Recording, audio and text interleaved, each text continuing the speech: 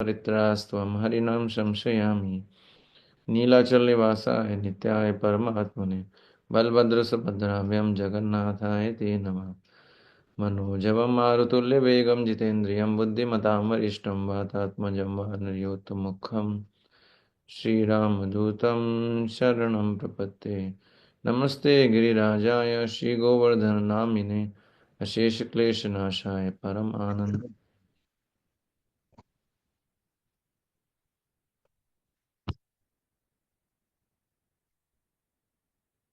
हरे कृष्णा। तो आप सबका स्वागत है आज की भक्ति शास्त्री कक्षा के अंदर। हम चौथे अध्याय का अध्ययन कर रहे हैं श्रीमद् भगवद गीता से। आज 32 नंबर श्लोक से आगे चलेंगे। आज कोशिश करेंगे 3 श्लोक करने के लिए, थोड़ा स्पीड फास्ट रहेगा। तो 32 नंबर श्लोक।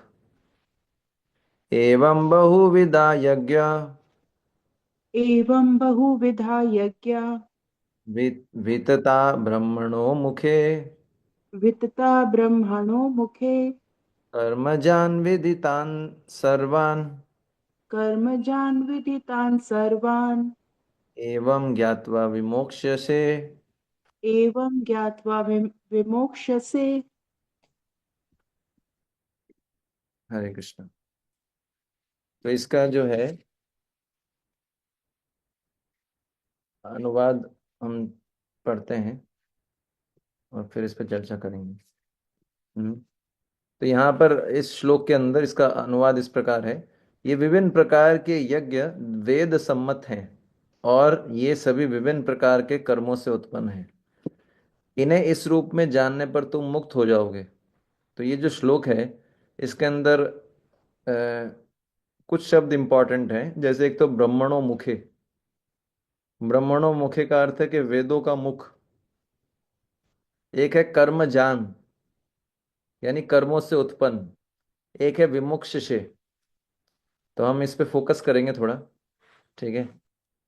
तो भगवान क्या बता रहे हैं कि जितने भी प्रकार के यज्ञ जो हमने डिस्कस किए अभी, 13 प्रकार के यज्ञ 6 श्लोकों में, 24 से लेकर 29 तक, ये सारे जो है वेदों के द्वारा सम्मत है, वेदों के द्वारा प्रदान किया गया है, ठीक है ना। और ये कर्मों से उत्पन्न हुए, कर्मजान। और अगर इनको हम समझ जाते हैं इस रूप में तो क्या है, कर्म बंधन से मुक्त हो जाएंगे। ये इसका अनुवाद है। हम्म। तो इसमें सबसे पहले क्या बता रहे हैं, तो ये भगवान जो है इस श्लोक के अंदर यज्ञ के सिद्धांत का वर्णन कर रहे हैं। हम्म। भगवान बोल रहे हैं कि अर्जुन, तुम इस बात को समझ लोगे कि जितने प्रकार के जो यज्ञ मैंने भी बताए, 13 प्रकार के, ये कर्म से ही उत्पन्न होते हैं। अगर तुम इसको समझ लोगे कि सभी प्रकार के यज्ञ कर्म से उत्पन्न होते हैं तो तुम कर्म बंधन से मुक्त हो जाओगे। हम्म।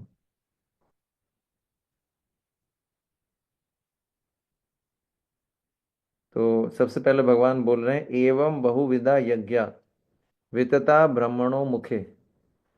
एवं शब्द का अर्थ होता है इस प्रकार, इस प्रकार। तो जब इस प्रकार शब्द काम में लेते हैं, इसका मतलब पहले कुछ बात कही गई है, उसके आगे कुछ और बताना है। तो इसलिए पहले वाली बात का स्मरण करवा के उसके आगे कुछ बताना है। हम्म। तो भगवान ने पहले क्या बोला था, 13 प्रकार के यज्ञों का विवरण वर्णन किया है 6 श्लोकों के अंदर, और उसके आगे कुछ भगवान को बताना है। तो इसलिए यूज कर रहे हैं एवं।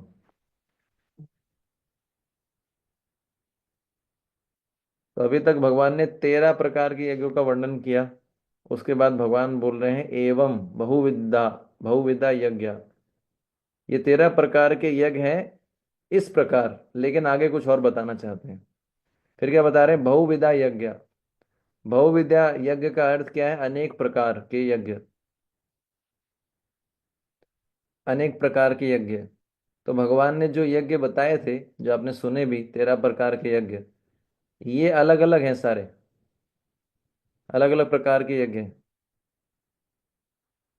तो ऐसा नहीं कि इन सारे यज्ञों को एक साथ करना है, जो भी 13 प्रकार के यज्ञ बताए गए, ऐसा नहीं कि इन सारों को एक साथ करना है, इनमें से कोई एक करना है। हम्म। जैसे 25 नंबर श्लोक के अंदर भगवान ने बताया था कि जो योगी गण होते हैं वो देवताओं की पूजा के द्वारा कृष्ण को प्रसन्न करते हैं।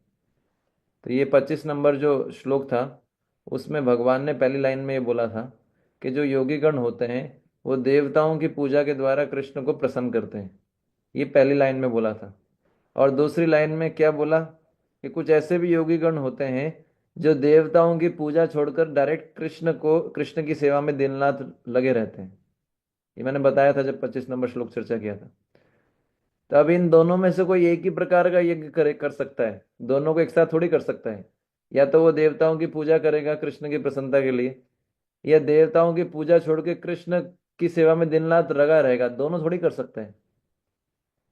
तो यहाँ पर यही बता रहे हैं कि अनेक प्रकार के यज्ञ हैं और इनमें से कोई एक प्रकार का यज्ञ करना है, किया किया जा सकता है, सारे करने का जरूरत नहीं है। इसलिए प्रभुपाद जी लिख रहे हैं तात्पर्य में कि वेदों में कर्ता भेद के अनुसार विभिन्न प्रकार के यज्ञों का उल्लेख है। तो स्थान समय काल परिस्थिति के अनुसार, टाइम प्लेस सरकमस्टेंसेस के अनुसार किसी एक प्रकार का यज्ञ किया जाता है किन्हीं योगी गणों के द्वारा, और फिर दूसरी समय काल परिस्थिति में दूसरे प्रकार का यज्ञ किया जाता है। तो टाइम प्लेस सरकमस्टेंसेस के अनुसार देखना पड़ेगा कौन सा यज्ञ करना है। तो इसलिए बताया गया बहुविधा यज्ञ। फिर आगे बता रहे हैं वितता ब्राह्मणों मुखे। वितता मतलब हो गया फैला हुआ। वितता शब्द का अर्थ होता है फैला हुआ या फैले हुए। फिर है ब्राह्मणों मुखे। ब्राह्मणों मुखे का अर्थ क्या है? वेदों का मुख। हम्म। तो वेदों का मुख जो फैला हुआ है, पर वेदों का मुख तो एक ही है। वेदों से क्या शिक्षा मिलती है कि कैसे कृष्ण को प्रसन्न किया जाए। वेदैश्च सर्वैर अहम एवं वेद्यो। वेदों को पढ़ने का एक ही लक्ष्य है, कृष्ण को जानना। तो वेदों के द्वारा एक ही शिक्षा मिलती है कैसे कृष्ण को प्रसन्न किया जाए। तो वेदों का मुख एक ही है। वेद निराकार नहीं है, वेदों का भी शरीर है। जनरली लोगों को लगता है वेद निराकार है, वेद निराकार नहीं है। वेद भी जो है साकार है, वेदों का शरीर है, वेदों का मुख है, पर वेदों का एक ही मुख है। तो वेदों के मुख से एक ही शिक्षा निकलती है कैसे कृष्ण को प्रसन्न किया जाए। ठीक है ना। और उस लक्ष्य को प्राप्त करने के लिए अनेक प्रकार के तरीके हैं। कृष्ण को प्रसन्न करने के लिए अनेक प्रकार के तरीके हैं या कार्य हैं। तो इसलिए बोला गया है बहुविधा, नहीं वितता। वितता, वितता शब्द का मतलब है फैले हुए। यानी ऐसा लगता है कि वेदों के मुख फैले हुए हैं, लेकिन वेदों का तो एक ही मुख है।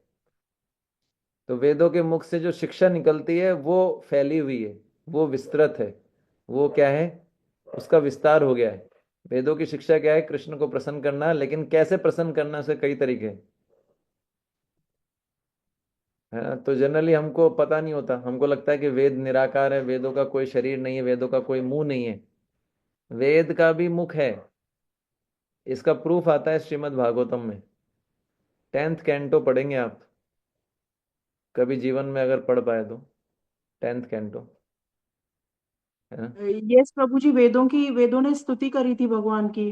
हाँ, अगर कभी जीवन में पढ़ पाए तो 10th कैंटो पढ़ेंगे जब आप, उसमें 87 नंबर चैप्टर आएगा। उसमें 12 और 13 नंबर श्लोक में चार कुमार, जानते हैं ना आप? चार कुमार, है ना, ब्रह्मा जी के जो पुत्र हैं, उसमें से एक है सनंदन। सनंदन, तो सनंदन कुमार। हम्म। तो वो बताते हैं कि एक बार ऐसा हुआ था कि भगवान कृष्ण ने अपनी बनाई हुई सृष्टि को अपने अंदर समेट लिया था। और वो ऐसे ऐसे लेट गए जैसे सो रहे हों। भगवान कृष्ण ऐसे लेट गए कि सो रहे हो। भगवान को नींद नहीं आती। जैसे मैंने बताया था, एक होता है निद्रा, एक होती है तंद्रा। बताया था ना पहले, निद्रा और तंद्रा। तो भगवान ऐसे लेट गए जैसे सो रहे हो। तो जब उनको अगली सृष्टि करने का समय जब आया, तो उनको किसने जगाया? जो वेदों ने जगाया, साक्षात वेदों ने उनको जगाया, उनका गुणगान किया। और इसका वर्णन ऐसा आता है कि जैसे कोई किसी राजा को, है ना, जैसे कोई बहुत बड़ा राजा हो, उस राजा ने बहुत कुछ लोगों को बंदी बना लिया हो, तो बंदीगण जो है राजा का गुणगान करते हैं उसको जगाने के लिए। तो ये वैसा ही हो गया, जैसे कृष्ण को जगाने के लिए जो वेद हैं वो क्या कर रहे हैं, उनका गुणगान कर रहे हैं। हम्म।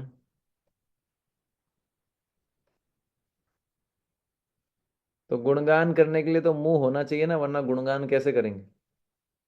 बिना मुंह के गुणगान होगा क्या? है, तो वेद जो है उनका गुणगान कर रहे हैं।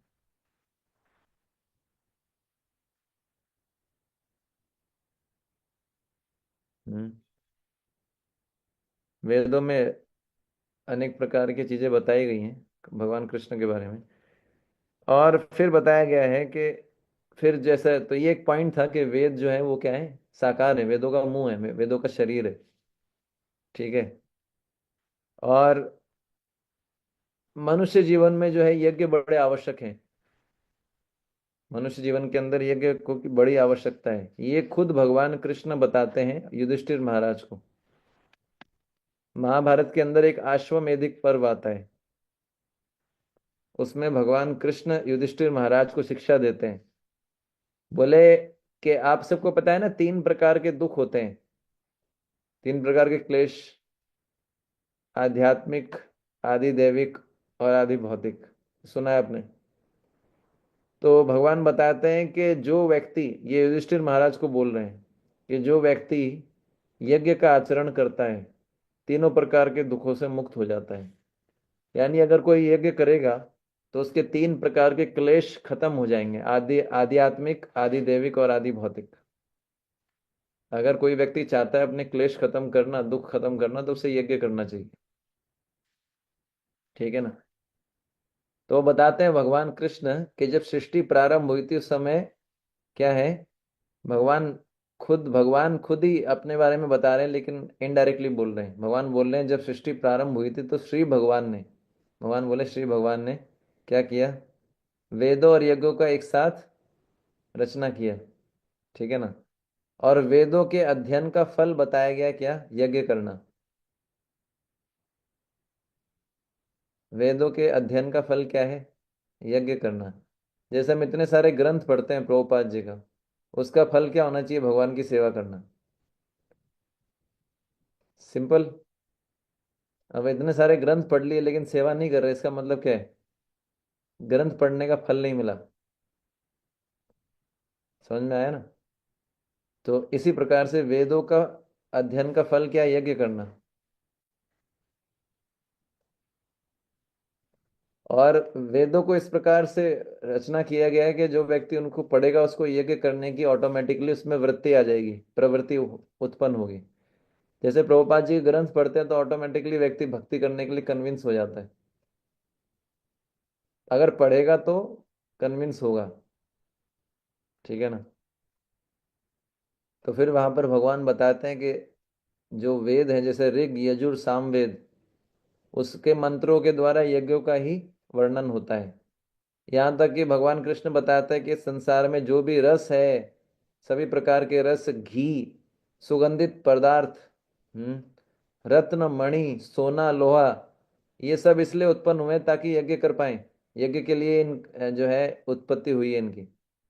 और यज्ञ को जानने के लिए आयुर्वेद, धनुर्वेद, मीमांसा इत्यादि धर्म शास्त्रों का निर्माण हुआ है। हम्म। और भगवान कृष्ण युधिष्ठिर महाराज को ये भी बोले, बोले ज्योतिष शास्त्र का निर्माण इसलिए हुआ है ताकि यज्ञ यज्ञ ठीक से हो पाए। ठीक है ना?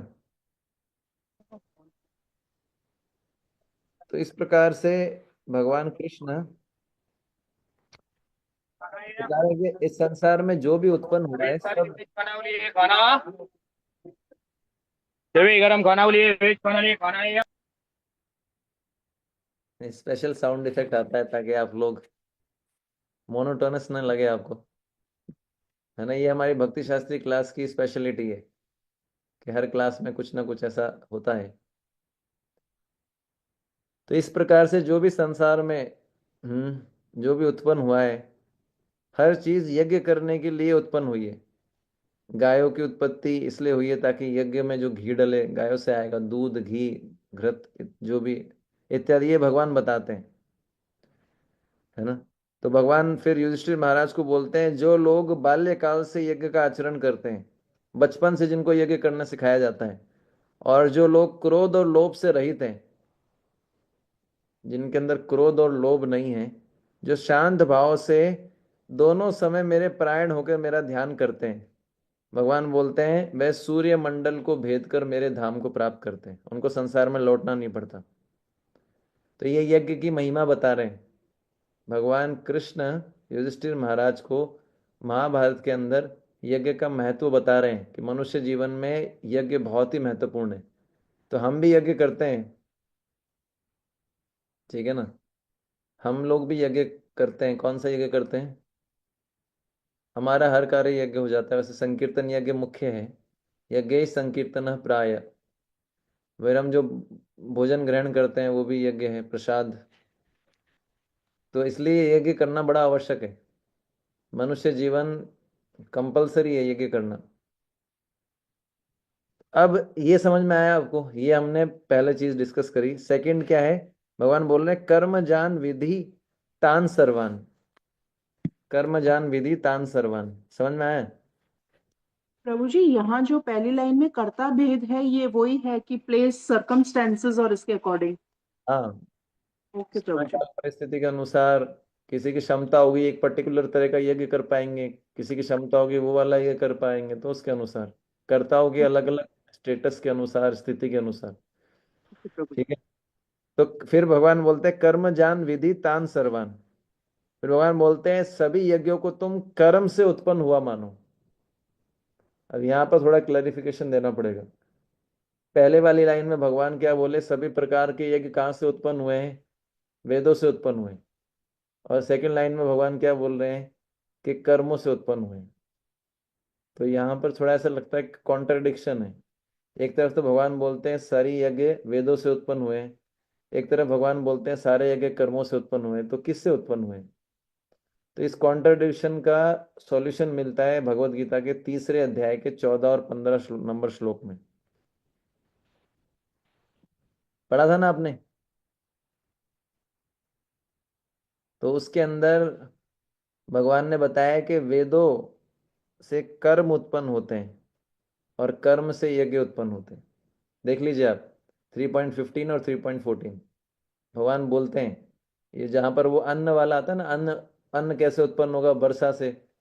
वर्षा कैसे आएगी? यज्ञ करना, इस प्रकार से। तो उसमें भगवान बोलते हैं लास्ट में यज्ञ जो है कर्म से उत्पन्न होता है। लिखा हुआ है ना, 14-15 देखिए, 3.14-15।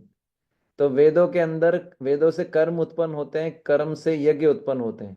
तो ये दोनों बात सही है। यहाँ पर भगवान बोल रहे हैं यज्ञ कहाँ से आते हैं? कर्मों से।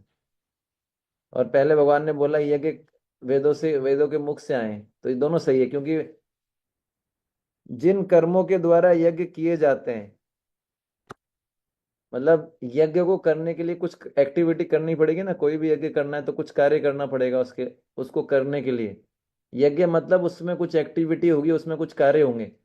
तो वो कार्य कहाँ बताए गए हैं? ऐसा ऐसा करना है, वेदों में बताए गए हैं ना। जैसे कोई पर्टिकुलर यज्ञ करना है, जैसे आपको मान लीजिए कि द्रव्य में यज्ञ करना है, आगे आएगा। तो आपको कुंड में जो है घी डालना है। तो ये कहाँ बताया गया है? वेदों में बताया गया ना, कैसा कार्य करना है, ऐसा कुंड में घी डालना है। तो वेदों में क्या बताया गया है कि जिन कर्मों के द्वारा यज्ञ होता है, संपन्न होता है, वो कर्म कहाँ दे रखे हैं? वेदों में ही तो दे रखे हैं कि भाई ऐसे घी डालना है, ऐसे मंत्र बोलना है। तो इस प्रकार से जिन यज्ञों का वर्णन वेदों में हुआ है, वे यज्ञ किन कर्मों के द्वारा होते हैं? उन कर्मों के द्वारा होते हैं जिन कर्मों का भी वेदों में आदेश दे रखा है। समझ में आया? क्लियर हुआ ये? नहीं हुआ? तो यहाँ पर बताया गया है कि जो यज्ञ हैं वो कर्मों से उत्पन्न होते हैं। यानी कोई भी यज्ञ जब आप करेंगे उसमें बहुत सारे कार्य करने पड़ेंगे, एक्टिविटी करनी पड़ेगी। और वो एक्टिविटी कहाँ दे रखी है कि ऐसा करो ऐसा करो? कहाँ मिलेगा आपको? उसका रेफरेंस कहाँ मिलेगा? वेदों में मिलेगा ना। Yes. यही बता रहा हूँ बस मैं आपको, सिंपल। ठीक है ना। तो यहाँ पर भगवान अर्जुन के क्वेश्चन का उत्तर दे रहे थे। अर्जुन ने क्वेश्चन पूछा था, उसका उत्तर दे दिया भगवान ने।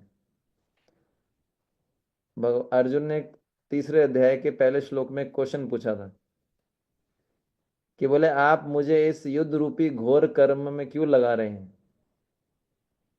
कि आप मुझे इस युद्ध रूपी घोर, ये युद्ध में क्या होगा? लोगों को मारना पड़ेगा, है ना, जान से मारना पड़ेगा, तो ये घोर कर्म हो गया। तो अर्जुन बोल रहे हैं कि आप मेरे को ऐसे घोर कर्म में क्यों लगा रहे हैं? हम्म। तो भगवान बोल रहे हैं कि जिस कर्म को तुम घोर बोल रहे हो, वो कर्म से क्या होगा? तुम वास्तव में यज्ञ कर रहे हो। उस युद्ध में जो जो भी तुम करोगे वो यज्ञ बन जाएगा, क्योंकि वो मेरी प्रसन्नता के लिए हो रहा है युद्ध। इसलिए वो जो है घोर कर्म नहीं है, वो यज्ञ है।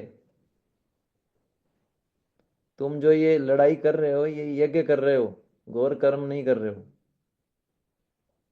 क्योंकि क्यों ऐसा बोला भगवान, मतलब समझ पाए ना आप? क्योंकि लड़ाई भगवान अर्जुन, अर्जुन जो है भगवान के आदेश से कर रहे थे, भगवान की प्रसन्नता के लिए, इसलिए वो घोर कर्म नहीं हो गया, यज्ञ हो गया। और अभी मैंने समझाया कि कोई भी यज्ञ करने में कुछ कार्य तो करने पड़ते हैं, और वो कार्यों के बारे में कहाँ बताया गया है? वेदों में। और वेद क्या है? भगवान के इंस्ट्रक्शंस। अब भगवान डायरेक्ट अर्जुन को बोल रहे हैं कि तुम ये करो, है ना, तुम ये करो। इसका मतलब क्या है? भगवान डायरेक्ट बोल रहे हैं कि तुम युद्ध करो, ये मैं तुमसे चाहता हूं, ये कर्म करो। तो ये युद्ध रूपी कर्म अर्जुन का क्या बन गया? यज्ञ बन गया। तो ये कर्म नहीं हो गया, अब ये यज्ञ हो गया। और ऐसे बहुत सारे वैदिक कर्म हैं जिनको करने से यज्ञों का फल प्राप्त हो जाता है, भले ही वो यज्ञ मत करो आप। जब भगवान बोल रहे हैं कि यज्ञों को कर्मों से उत्पन्न हुआ मानो, इसका अर्थ क्या है? यज्ञों को कर्मों से उत्पन्न हुआ मानो, इसका एक अर्थ ये भी है कि कुछ ऐसे कर्म होते हैं जिनको करने से यज्ञों का फल मिल जाता है। समझ में आया? नहीं आया समझ में? भगवान बोल रहे हैं कि यज्ञ को कर्मों से उत्पन्न हुआ मानो। ठीक है। ये पहले पहला सब अर्थ समझ में आ गया ना, क्योंकि यज्ञ में कुछ एक्टिविटी होती है, उसका रेफरेंस कहाँ दे रखा होता है? वेदों में। अब इसका एक दूसरा अर्थ भी है। यज्ञों को कर्मों से उत्पन्न हुआ मानो का अर्थ क्या है? कि बहुत सारे ऐसे कर्म होते हैं जिनको जब हम करते हैं तो उससे यज्ञ करने का फल मिल जाता है, भले ही आप वो यज्ञ मत करो। ठीक है ना। उदाहरण के लिए ऐसा बताया गया है, बुद्ध कौशिक मुनि को जानते हैं? बुद्ध कौशिक मुनि कौन थे? जिन्होंने राम रक्षा स्तोत्र लिखा है, राम रक्षा स्तोत्र। राम रक्षा स्तोत्र जानते हैं? हम्म। तो राम रक्षा स्तोत्र जो है भगवान राम जी का गुणगान है, उसके 24 नंबर श्लोक में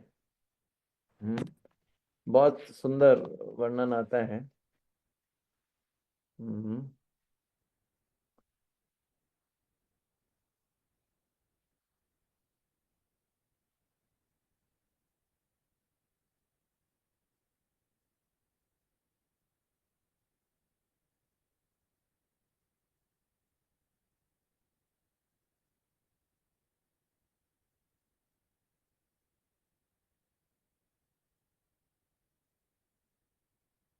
तो राम रक्षा स्तोत्र जो है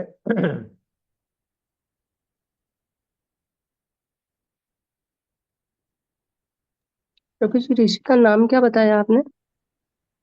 बुद्ध कौशिक मुनि। धन्यवाद। तो उसमें आता है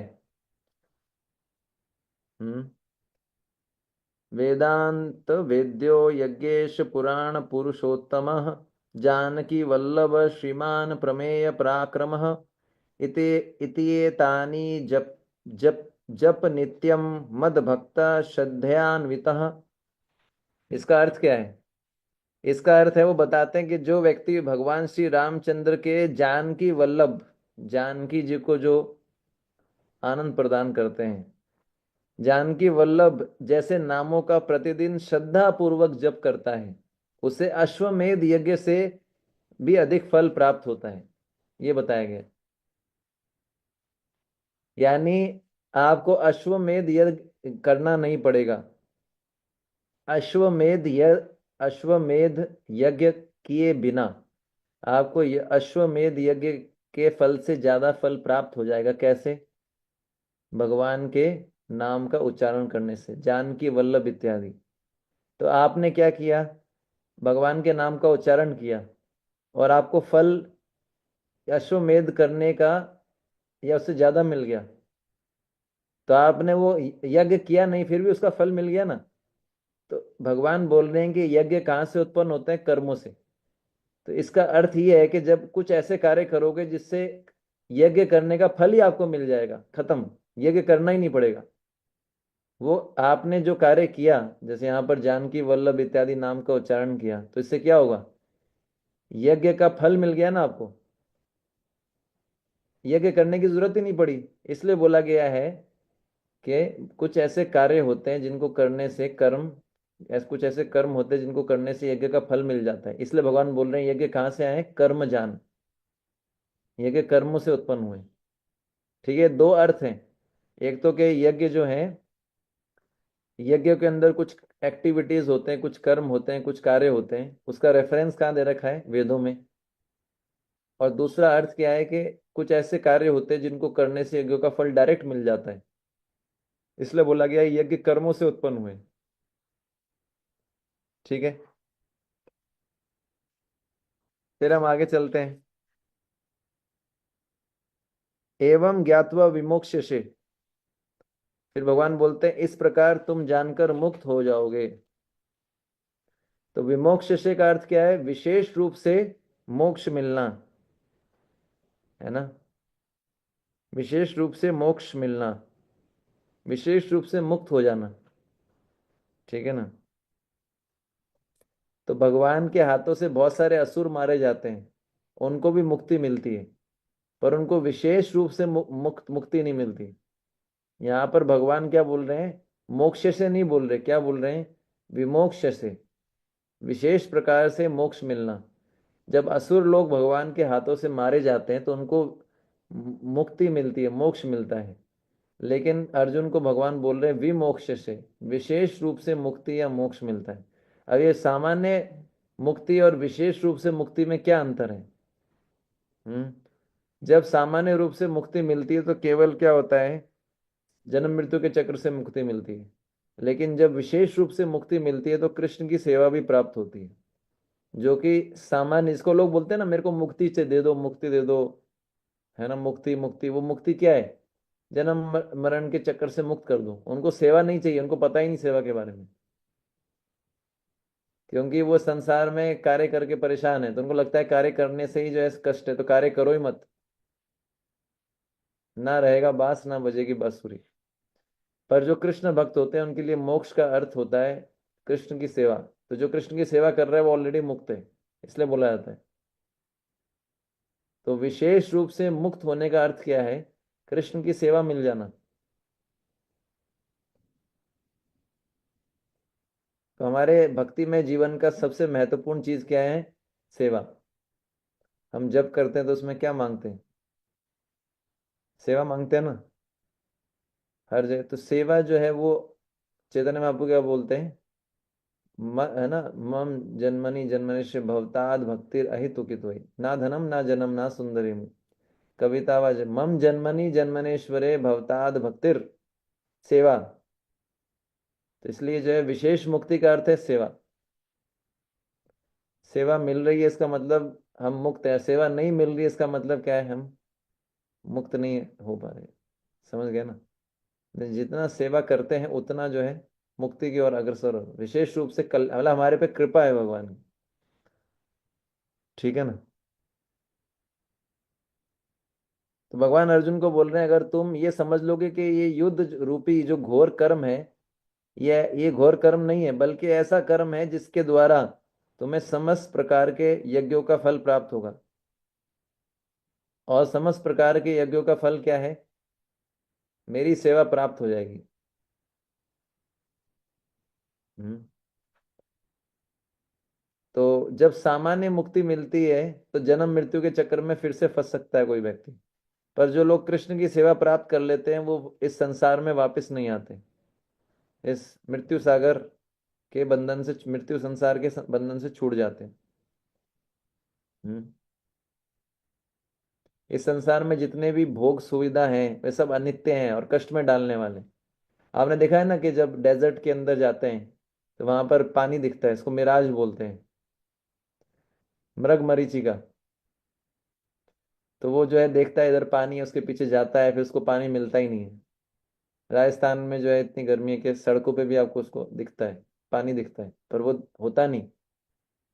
तो ऐसे ही संसार में सुख दिखता है पर सुख होता नहीं है। तो सुख के लालच में बद्ध जीव जो है भटकता रहता है, इधर इधर है सुख, इधर सुख है, इधर सुख है, इधर सुख। फिर वो सुख ढूंढता रहता है, ढूंढता रहता है, और एक दिन प्यास, सुख के मारे वो मर जाता है। प्यास इतनी लगती है उसको कि उसको पर पानी मिलता ही नहीं कहीं, तो क्या है। इसलिए जो है भगवान कह रहे हैं कि जो भगवान के आदेश से कर्म करता है उसको समस्त यज्ञों का फल प्राप्त होता है। और वो क्या है? कृष्ण की सेवा। और एक बार कृष्ण की सेवा मिल जाती है फिर संसार में वापस आने का आवश्यकता नहीं। समझ में आए? इसलिए बोला है सेवा ही मेवा है। सुना है ना? सेवा है क्या? मेवा।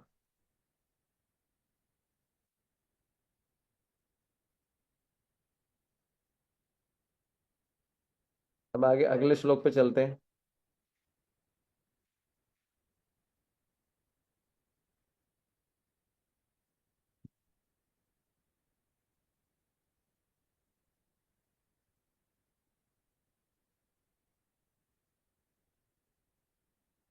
श्रेयान् द्रव्यमयाद्यज्ञात् श्रेयान् द्रव्यमयाद्यज्ञ मया ज्ञा ज्ञान यज्ञ परन्तपः ज्ञानयज्ञे ज्ञानयज्ञ परन्तप परन्तप ज्ञान सर्वं कर्माखिलं पार्थ सर्वं सर्वं कर्माखिलं कर्मखिलं पार्थ ज्ञाने परिसमाप्यते।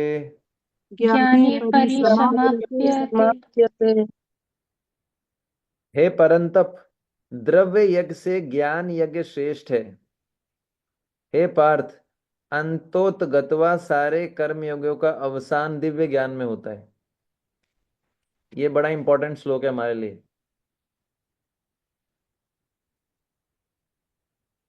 ठीक है। तो भगवान इस यज्ञ में, इस श्लोक में क्या बता रहे हैं? ज्ञान यज्ञ की श्रेष्ठता बता रहे हैं। किस पे? द्रव्य, द्रव्यमय यज्ञ पे। यानी ज्ञान यज्ञ जो है वो द्रव्यमय यज्ञ से श्रेष्ठ है। इसको हम थोड़ा देखते हैं कैसे। तो पिछले श्लोक में भगवान ने बोला था कि सभी प्रकार के यज्ञ जो है कर्म के द्वारा संपन्न होते हैं। मतलब हर यज्ञ में कुछ ना कुछ कार्य करना पड़ेगा ना, तभी तो यज्ञ होगा, वो कुछ एक्टिविटी होगी। तो जब भगवान ने ऐसा बोला पिछले श्लोक में कि सभी प्रकार के यज्ञ कर्म के द्वारा संपन्न होते हैं, तो अर्जुन के मन में एक डाउट आया। क्या? कि आप कोई भी, जितने 13 प्रकार के यज्ञ मैंने बताए थे आपको, उन सबका एक ही लक्ष्य था, क्या पता है? कृष्ण की प्रसन्नता। हर यज्ञ में बता रहे थे ना, हर यज्ञ में ये बता रहे थे, कृष्ण की प्रसन्नता के लिए, कृष्ण की प्रसन्नता के लिए। ठीक है ना? कृष्ण की प्रसन्नता यानी कृष्ण का फेवर या कृष्ण की प्राप्ति। अब अर्जुन के मन में ये विचार आया कि अगर सबके द्वारा कृष्ण की प्रसन्नता प्राप्त हो सकती है तो ऐसा कोई तरीका बताइए इन सब में से जो सबसे आसान हो, जिससे आसानी से कृष्ण की प्रसन्नता या कृष्ण प्राप्ति हो जाए। इन सब से कृष्ण की प्राप्ति होती है, लेकिन इसमें से कोई इजी तरीका, इन सब यज्ञों में से कोई सबसे आसान यज्ञ बताइए जिससे कृष्ण की प्राप्ति या कृष्ण की प्रसन्नता हो जाए। बुद्धिमानी वाला बड़ा प्रश्न है ना, कि सबका रिजल्ट एक ही है। अब यहाँ से मैं जयपुर होके, यहाँ से मैं दिल्ली होके जयपुर जाऊं, यहाँ से बीकानेर से डायरेक्ट जयपुर जाऊं, पहुंचना जयपुर ही है। तो बुद्धिमान व्यक्ति क्या सोचेगा? पेट्रोल कौन से रास्ते में कम लगेगा, कौन सा जो है रास्ता शॉर्ट है। तो अर्जुन जो है बुद्धिमान है, वो सोच रहे हैं कि भाई इतने सारे यज्ञ करने से अल्टीमेटली एक ही रिजल्ट प्राप्त होना है, तो ऐसा बताइए जो आसान हो करने में, जो आसानी से हो जाए, है ना। तो भगवान फिर इस श्लोक में बता रहे हैं क्या, कि सब प्रकार के यज्ञों में से, है ना, भगवान बता रहे हैं सुविधा की दृष्टि से कौन सा श्रेष्ठ है, ज्ञान यज्ञ। जितने प्रकार के यज्ञ अभी तक आपने सुने, उसमें सबसे श्रेष्ठ कौन सा है सुविधा की दृष्टि से, ज्ञान यज्ञ। ठीक है ना। अब इसको समझते हैं ये कैसे। तो सबसे पहले भगवान बोल रहे हैं श्रेयात। श्रेयात शब्द का अर्थ होता है श्रेय। श्रेय का अर्थ होता है कल्याण, है ना, कल्याण प्राप्त कराने वाला। कैसे कल्याण प्राप्त होगा, ठीक है ना, इसलिए आता है श्रेय। भगवान कह रहे हैं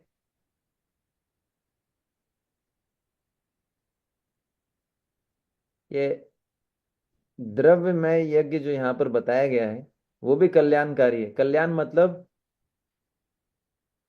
कि कृष्ण की प्राप्ति उससे भी होती है, पर ज्ञान यज्ञ जो है ज्यादा आसान है। अब हमको समझना है कि द्रव्यमय यज्ञ क्या है। ठीक है, कोई बता सकता है आप में से द्रव्यमय यज्ञ क्या है।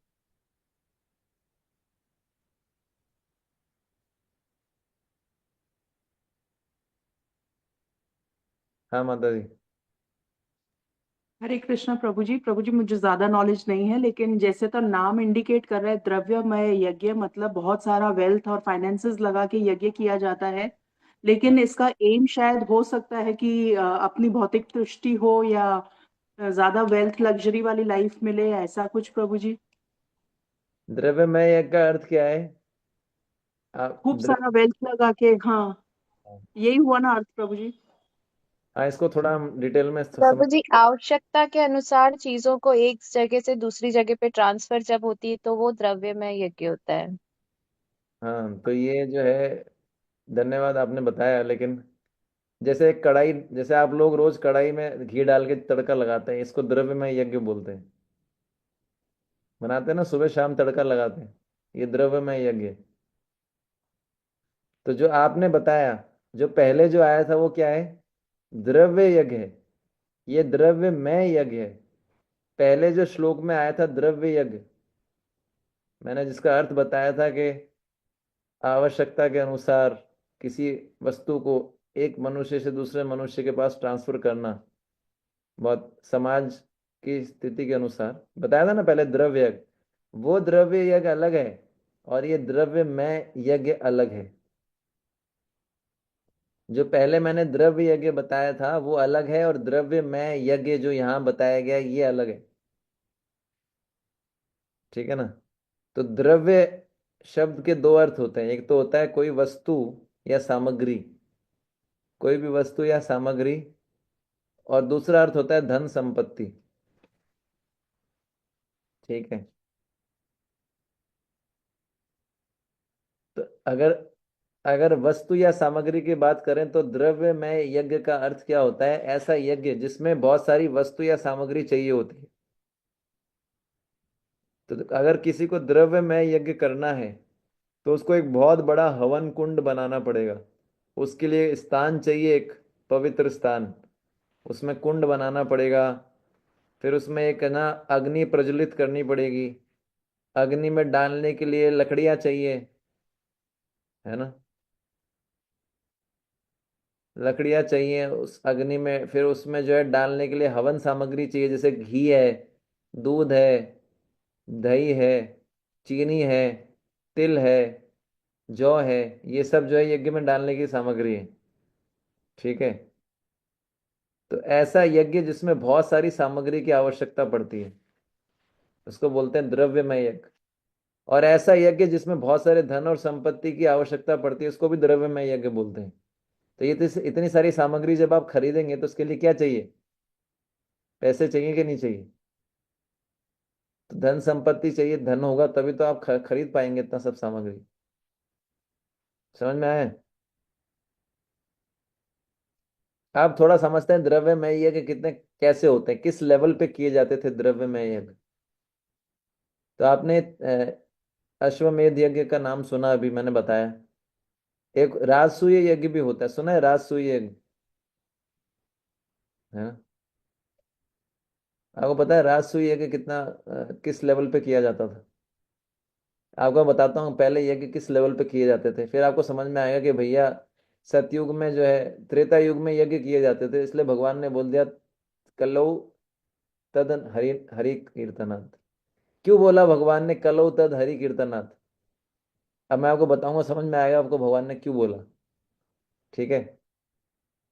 तो राजसूय यज्ञ का नाम सुना है ना आपने? राजसूय यज्ञ में क्या होता है कि जो पूरे पृथ्वी के जो राजा को, मतलब राजसूय यज्ञ ऐसे राजा के द्वारा किया जाता था जो पृथ्वी के सारे राजाओं को पराजित कर दे, और पराजित करके उनसे जो धन प्राप्त होगा उससे फिर वो क्या करेगा, असीमित धन मिलता था, और उससे वो ब्राह्मणों को भोजन करवाता था, उनको दान करता था। ठीक है ना? और यज्ञ करने में जो सामग्री चाहिए वो घी इत्यादि वो सब उसमें प्रयोग लाता था, उस धन संपत्ति को। ठीक है? तो मैं आपको एक एक गर्ग संहिता के अंदर एक राजा हुए, इनका नाम था राजा मरुत। विश्वजीत खंड, गर्ग संहिता के विश्वजीत खंड में एक उदाहरण आता है राजा मरुत। उन्होंने क्या किया था, एक सतयुग में ये राजा थे, जिन सूर्यवंशी राजा थे। इन्होंने जो है एक यज्ञ करवाया था, राजसूय यज्ञ।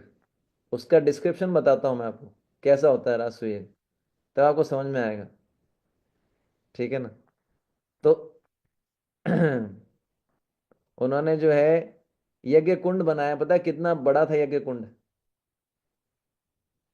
कितना फैला हुआ था यज्ञ कुंड? आप गैस कीजिए कितना फैला हुआ हो सकता है।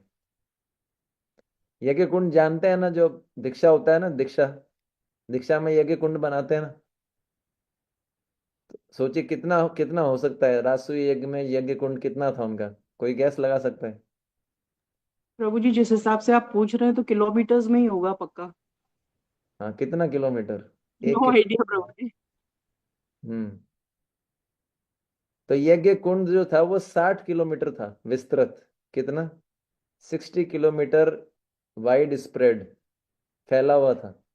60 किलोमीटर मतलब आपके जयपुर से चोमू कितना दूर है? पता नहीं, मतलब 60 किलोमीटर। 30 किलोमीटर दूर है। चोमू 30 किलोमीटर दूर है, तो चोमू जाके वापिस आप जयपुर आ जाएंगे, इतना फैला हुआ था। जो हवन कुंड था वो 60 किलोमीटर विस्तृत था, और उस हवन कुंड के ऊपर एक मंडप बनाया गया था। मंडप बनता है ना, लोग बैठते हैं, वो कितना था पता है आपको?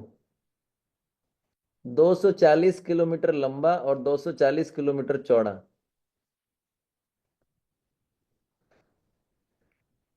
और वो भी सोने का था।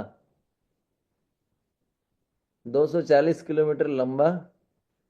जयपुर से अगर आप जाएंगे झुंझुनू तो वो लगभग 200, 250 किलोमीटर होता है। यानी जयपुर से झुंझुनू तक इतना लंबा मंडप, और वो भी सोने का बना था। कितना सस्ता पड़ेगा सोचिए, है ना? उसके बाद अब उस यज्ञ में घी कैसे, आपने आपने हाथी देखा है? हाथी की सूंड देखी है? हाथी की सूंड कितनी मोटी होती है। तो उस यज्ञ में घी ऐसे डल रहा था जैसे हाथी की सूंड, घी की धारा ऐसे बह रही थी, जैसे निरंतर घी की धारा बह रही थी बिना रुके। ऐसे लग रहा था हाथी की सूंड जितनी मोटी धारा हो, और रुका नहीं था। स्टार्ट हुआ उसके बाद कंटिन्यूअसली बह रहा था। करना है क्या, ऐसा यज्ञ करना है? यहाँ तो चपाती पे लगाने के लिए घी इतना महंगा आता है, 2,500 3,000 रुपये किलो। ऐसे बहाएंगे घी को?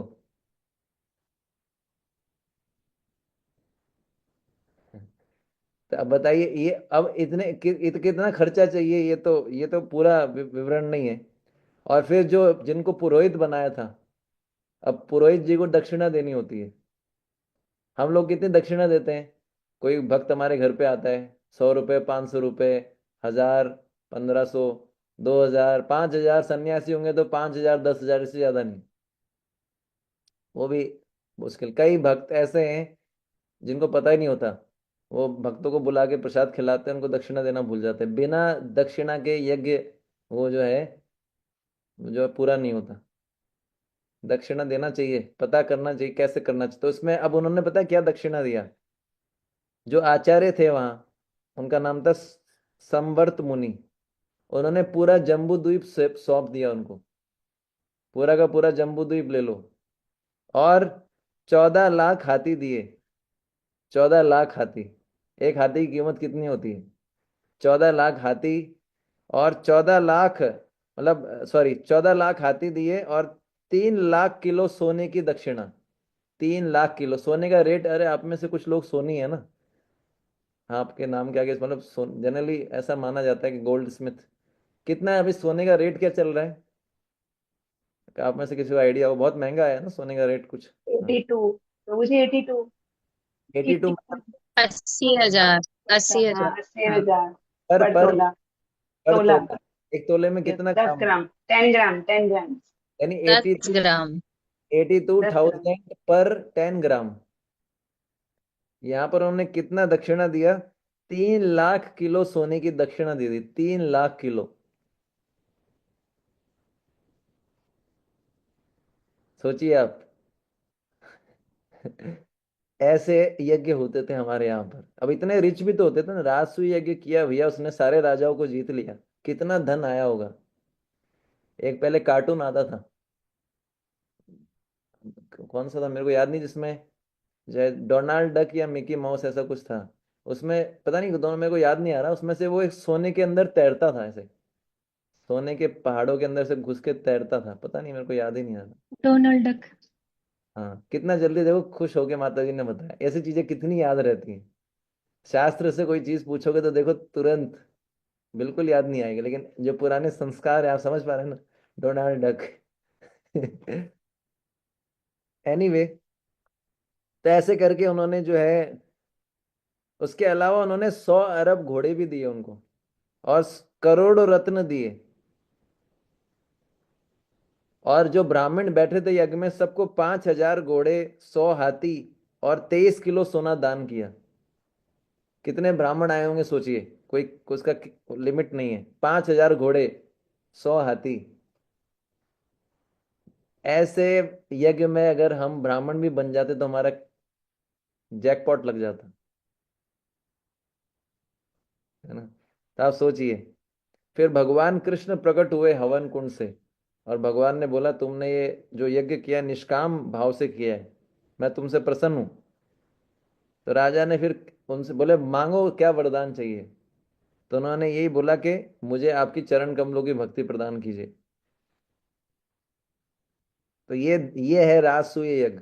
करना क्या वैसा यज्ञ? क्या लगता है? सही बोला ना, भगवान ने सही किया ना, कि भाई तुमसे ज्यादा होगा नहीं ना। तुम्हारे पास पैसा है ना, तुम्हारे पास ऐसे ब्राह्मण है। तुम हरे कृष्णा कर लो सोते सोते, उससे तुम्हारा काम हो जाएगा। ठीक है ना। उबासिया लेते लेते हरे कृष्णा, सोते सोते हरे कृष्णा, डिस्ट्रैक्टेड मोबाइल व्हाट्सएप वाला हरे कृष्णा, फेसबुक वाला हरे कृष्णा, उसी से तुम्हारा काम हो जाएगा। तो इसलिए जो है ये बोला गया है, कलो तद हरि कीर्तना। ठीक है ना। आपको पता है युधिष्ठिर महाराज ने भी अश्वमेध यज्ञ किया था महाभारत के बाद। और वो भी बहुत जबरदस्त थे। उसमें उन्होंने व्यास जी को पूरा का पूरा जो है पृथ्वी दान कर दिया था। तो वो तो आपको मैंने बता दिया। तो ये तो हो गया द्रव्यमय यज्ञ। समझ में आया द्रव्यमय यज्ञ क्या है? अब दूसरा है ज्ञान यज्ञ। यहाँ पर बताया गया ज्ञान यज्ञ। तो ज्ञान यज्ञ का अर्थ मैंने पहले भी थोड़ा बहुत बताया था, जब स्वाध्याय स्वाध्याय ज्ञान यज्ञ का चर्चा किया था, है ना। तो ज्ञान यज्ञ का अर्थ क्या है? कि किसी तत्वदर्शी व्यक्ति से भगवान के गुणों और लीलाओं का श्रवण करना। किसी तत्वदर्शी व्यक्ति से भगवान के गुणों और लीलाओं का श्रवण करना। तो अभी जो कौन सा यज्ञ चल रहा है, अभी जो हम चर्चा कर रहे हैं, इसमें एक्सेप्शन ये है कि हम तत्वदर्शी नहीं है, पर बाकी जो है गुणों और लीलाओं का तो कुछ तो चर्चा हो ही रहा है। तो ये क्या है, ज्ञान यज्ञ में आता है। गीता, गीता का जो संवाद है, जो इसका अध्ययन करते हैं वो भी ज्ञान यज्ञ है। प्रभुपाद जी की पुस्तकों को पढ़ना भी ज्ञान यज्ञ है। हम्म। लेक्चर सुनना, भागवतम सुनना, गीता सुनना, ये भी ज्ञान यज्ञ है। अब प्रश्न उठता है, अगर ज्ञान यज्ञ है तो यज्ञ जब बोला जाता है तो उसमें हवन कुंड भी होना चाहिए, उसमें हवन सामग्री भी होनी चाहिए, है उसमें अग्नि भी होनी चाहिए।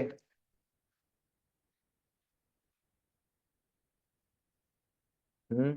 तो यहाँ पर हवन कुंड क्या है, हमारे कान, है ना। हवन सामग्री क्या है, अगर हम भगवान का नाम ले रहे हैं तो हमारे मुख से निकला हुआ हरे कृष्ण महामंत्र, और हम कथा सुन रहे हैं तो वक्ता के मुख से निकला हुआ। और अग्नि क्या है, मन की एकाग्रता।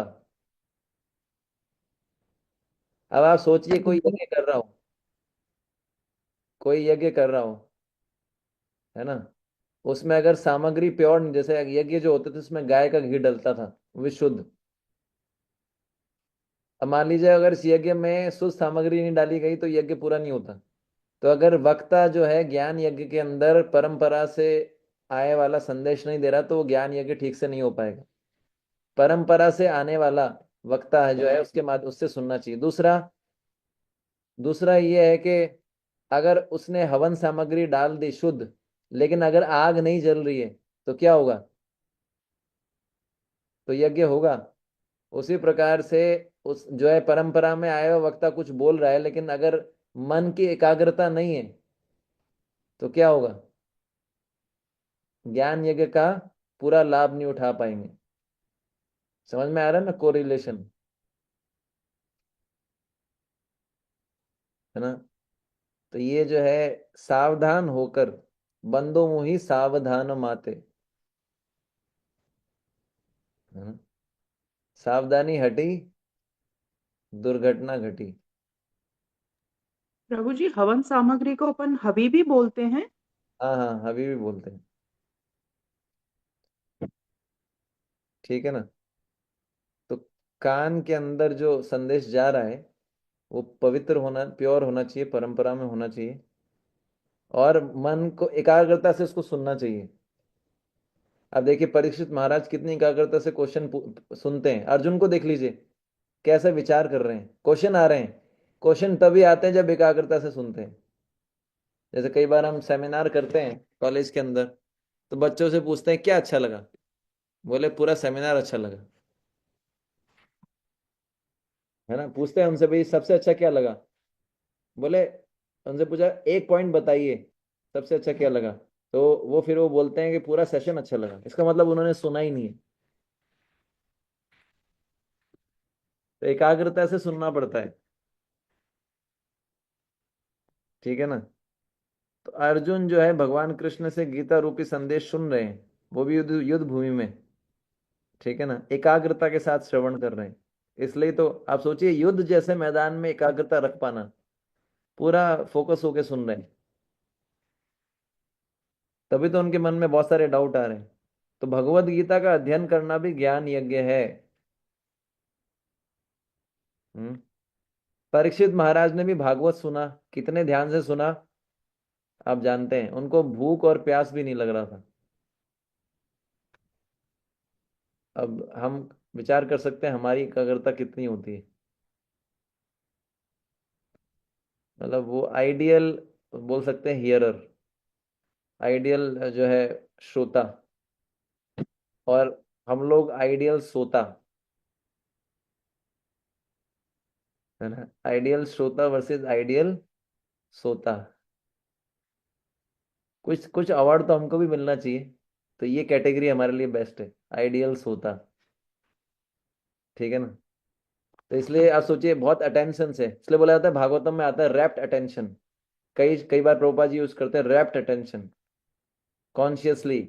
ऐसे ही हरिनाम के ऊपर है, बार बार कॉन्शियसली, बार बार कॉन्शियसली। मन भागेगा, उसको पकड़ के लाओ, इतना आसान नहीं है। बार बार मन को लगाना पड़ेगा, कॉन्शियसली सुनना है, ऐसा नहीं बस रगड़ा मार दिया बस, रगड़ा मार जब, ऐसे बस नहीं करने से अच्छा है कैसे भी करना, पर कैसे भी करने से अच्छा है कॉन्शियसली करना।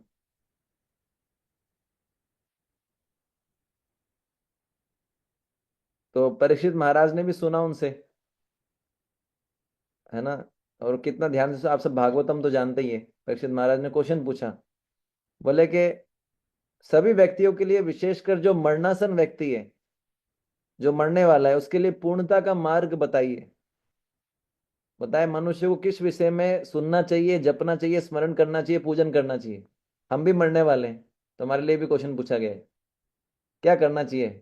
तो फिर वो बोलते हैं भगवान के बारे में सुनना चाहिए, उन्हीं के बारे में कीर्तन करना चाहिए।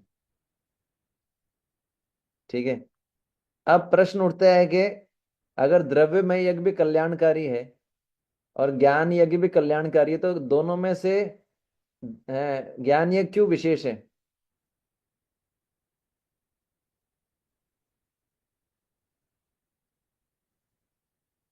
क्योंकि इसमें पॉइंट ये है कि यदि किसी व्यक्ति का मन रजोगुण और तमोगुण में है, तो अगर वो द्रव्यमय यज्ञ करेगा, यानी कुंड में आहुति डालेगा, जो वाला जो मैंने बताया आपको द्रव्यमय यज्ञ, तो वो जो यज्ञ है वो रजोगुण तमोगुण में होगा, उसके मन किस गुण में है उसके अनुसार।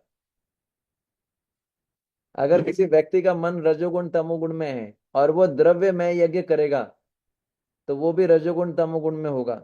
क्योंकि भगवत गीता के 17वें अध्याय के 12वें श्लोक में भगवान बोलते हैं कि जो रजोगुणी व्यक्ति है वो दिखावे के लिए यज्ञ करता है ना।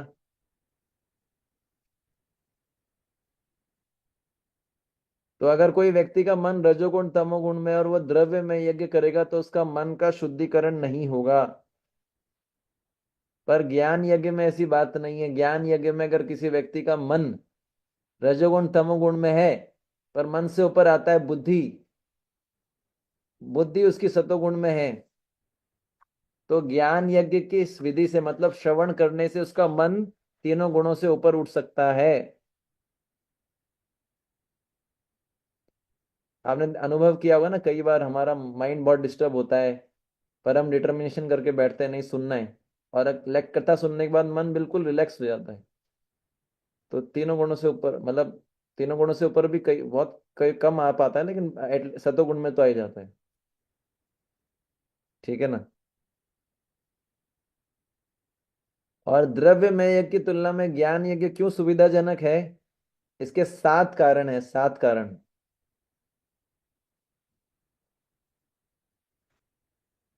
पहला कारण क्या है, द्रव्य में यज्ञ करने के लिए हवन कुंड बनाना पड़ता है, पर ज्ञान यज्ञ करने के लिए हवन कुंड ऑलरेडी बना हुआ है, बनाने की जरूरत नहीं है। हमारे कान। द्रव्य में यज्ञ करने के लिए, दूसरा पॉइंट, द्रव्य में यज्ञ करने के लिए हवन सामग्री की आवश्यकता पड़ती है, जैसे गाय का घी, है ना। और उसमें मिलावट नहीं होना चाहिए, उसमें शुद्ध सामग्री चाहिए। पर ज्ञान यज्ञ करने के लिए क्या है, हवन सामग्री क्या है, वक्ता या शब्द, जो शब्द या नाम जो भगवान का हम सुनते हैं, ठीक है ना, तो वो आसानी से अवेलेबल हो जाता है। तीसरा बताया गया है, तीसरा पॉइंट, द्रव्य में यज्ञ करने के लिए प्रॉपर टाइम होना चाहिए। ज्ञान यज्ञ करने का कोई पर्टिकुलर टाइम नहीं, किसी भी समय ज्ञान यज्ञ कर सकते हैं। श्रवण करने का ऐसा कोई, हालांकि मॉर्निंग में जब श्रवण करते हैं तो उसका लाभ ज्यादा मिलता है, लेकिन इसका अर्थ ये नहीं कि श्रवण और समय नहीं किया जा सकता। पर द्रव्य में यज्ञ करने का एक विशेष समय होता है। चौथा पॉइंट, द्रव्य में यज्ञ करने के लिए किसी व्यक्ति की योग्यता का विचार किया जाता है। कोई व्यक्ति अगर निर्धन है, कोई व्यक्ति निर्धन है तो कैसे करेगा द्रव्य में यज्ञ। कोई व्यक्ति अगर पापी है, तो उसकी कुछ कंडीशंस होती हैं कि ये लोग ये यज्ञ नहीं कर सकते। पर ज्ञान यज्ञ कोई भी कर सकता है, अगर वो भगवान या उनके भक्तों के प्रति श्रद्धालु हो, तो ये यज्ञ कोई भी कर सकता है।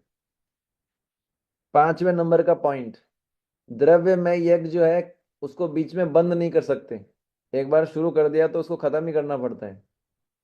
ज्ञान यज्ञ जो है उसमें ऐसा कोई कंडीशन नहीं। अगर द्रव्य में यज्ञ को बंद कर दिया तो वो व्यर्थ चला जाएगा। छठा पॉइंट, द्रव्य में यज्ञ में बहुत धन की आवश्यकता पड़ती है, पर ज्ञान यज्ञ के अंदर धन की आवश्यकता नहीं होती, जितना हो ठीक है। सातवां, द्रव्य में यज्ञ में बहुत सारे व्यक्तियों की आवश्यकता पड़ती है, पर ज्ञान यज्ञ में अधिक व्यक्ति हो तो अच्छा है, पर कम से कम 2 व्यक्ति होने चाहिए। 2 व्यक्तियों में भी ज्ञान यज्ञ हो सकता है, एक बोलने वाला एक सुनने वाला। ज्यादा व्यक्ति हो तो और अच्छा है, ठीक है ना। तो मैंने आपको बताया द्रव्य यज्ञ और द्रव्य में यज्ञ में डिफरेंस है, जो हमने पहले चर्चा किया था, है ना। जब कोई व्यक्ति अपनी संपत्ति का दान करता है दूसरे सुविधा जनता की भलाई के लिए, उसको बोलते हैं द्रव्य यज्ञ। जैसे पाठशाला खुलवाना, धर्मशाला खुलवाना, जैसे हमने पहले चर्चा किया था। पर द्रव्य में यज्ञ क्या है? हवन कुंड बना के मंत्रोच्चारण के साथ उसमें हवन सामग्री की आहुति देना, इसको बोलते हैं द्रव्य में यज्ञ, ठीक है। ऐसे ही हमने चर्चा किया था स्वाध्याय, है ना, ज्ञान यज्ञ और ज्ञान यज्ञ। वैसे तो स्वाध्याय ज्ञान यज्ञ और ज्ञान यज्ञ लगभग एक ही है, लेकिन अगर फिर भी अगर कोई एकदम टेक्निकली डिफरेंस देखना चाहे तो स्वाध्याय का अर्थ क्या है? अपने आप से शास्त्र को पढ़ना। पर ज्ञान यज्ञ में क्या होता है कि हम तत्वदर्शी व्यक्ति से सुनते हैं। तो भगवान यहाँ पर अर्जुन के लिए क्या शब्द यूज कर रहे हैं? परंतप। मैंने पहले बताया था परंतप का मतलब क्या है ना। परम तप मतलब सर्वोच्च तपस्या। तो अर्जुन जो है, भगवान बोल रहे हैं हे अर्जुन, तुम्हारी तपस्या जो है सर्वोच्च है, इसलिए इसलिए मैं तुमको दोनों यज्ञ जो सारे प्रकार के यज्ञ उसमें से सर्वश्रेष्ठ क्या है? ज्ञान यज्ञ तुमको सुना रहा हूँ, गीता सुना रहा हूँ, जो कि ज्ञान यज्ञ में आती है। तो अर्जुन के लिए शब्द आए परंतप। अब अर्जुन की तपस्या क्यों श्रेष्ठ है मैंने पहले बताया था, ठीक है।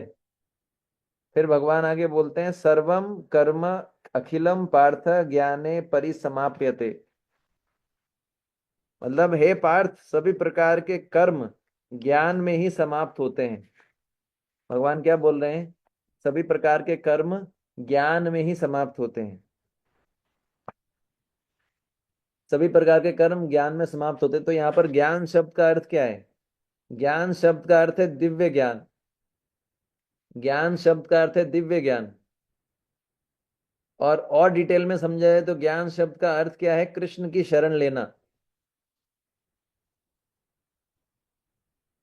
बहुनाम जन्मनाम अन्ते ज्ञानवान माम प्रपद्यन्ते। भगवत गीता के 7वें अध्याय का 19वां श्लोक। तो ज्ञान का अर्थ क्या है? ये समझना कि मैं कौन हूं, भगवान कौन है, मेरा भगवान के साथ क्या संबंध है, मैं संसार में क्यों आया हूं, मेरा अगला जीवन क्या होगा। हम्म तो जब हमको ये चीज क्लैरिफाई हो जाएंगी, हम्म तो फिर क्या होगा? हम बोला जाएगा कि हमको ज्ञान हो गया है। पर इसके लिए टाइम देना पड़ेगा, सुनना पड़ेगा, पढ़ना पड़ेगा, जिज्ञासा करनी पड़ेगी इत्यादि। तो ज्ञान का अर्थ क्या है? ज्ञान का अल्टीमेट रिजल्ट क्या है? कृष्ण की शरण लेना।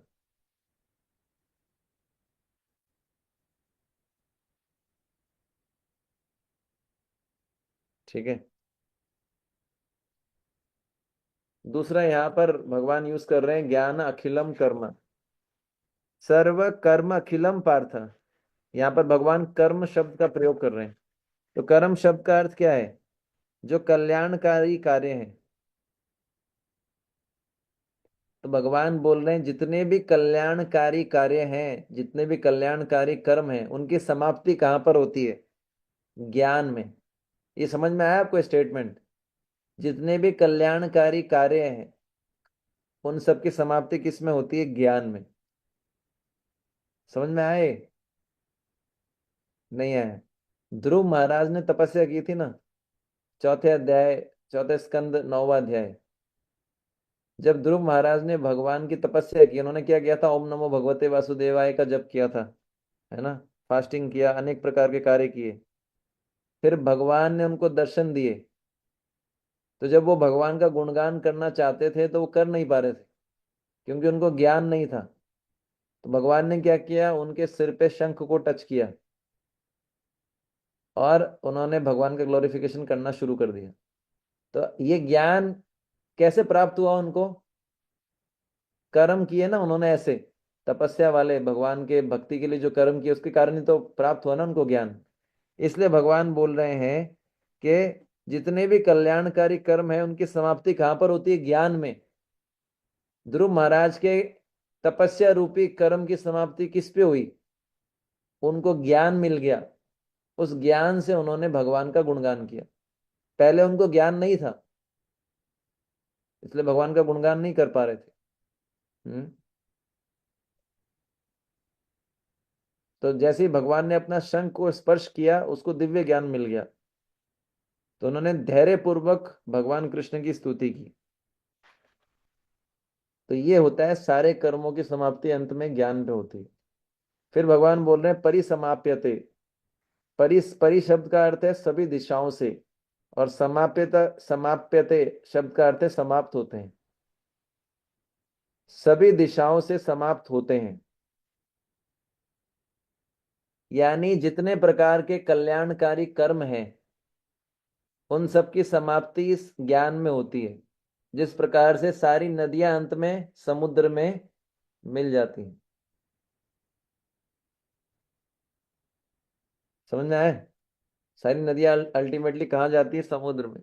तो सारे ज्ञान, सारे कर्मों की समाप्ति किस में होती है? ज्ञान में। जैसे ध्रुव महाराज ने जो भी कर्म किए अल्टीमेटली उसकी समाप्ति किस में हुई? दिव्य ज्ञान में। तो यहाँ पर भगवान अर्जुन को पार्थ शब्द से बुला रहे हैं। पार्थ, पार्थ शब्द आया पृथा से। पृथा जो है कुंती जी का नाम था। तो भगवान कहना चाहते हैं, भगवान का भाव है ना, कि बोले अर्जुन, जिस प्रकार तुम्हारी जो माता है कुंती, उन्होंने दिव्य ज्ञान के द्वारा, कुंती देवी को दिव्य ज्ञान था इसलिए उनका चित्त हमेशा कृष्ण में लगा रहता था। तो भगवान बोलना चाहते हैं, हे अर्जुन, जिस प्रकार से तुम्हारी माँ जो है पृथा, उनका जो चित्त था वो हमेशा मेरे दिव्य ज्ञान में लगा रहता था। उनके पास दिव्य ज्ञान था इसलिए उनका चित्त हमेशा मेरे में लगा रहता था। उसी प्रकार से तुम्हारे पास भी दिव्य ज्ञान होना चाहिए ताकि तुम्हारा चित्त वृत्ति सदा मुझ में लगी रहे। तो अपनी माता का नाम याद दिला के उनको याद दिला रहे हैं, इसलिए प्रथा शब्द यूज किया है। पार्थ, पार्थ शब्द आता है प्रथा से। समझ में आया ना क्यों पार्थ शब्द यूज किया है?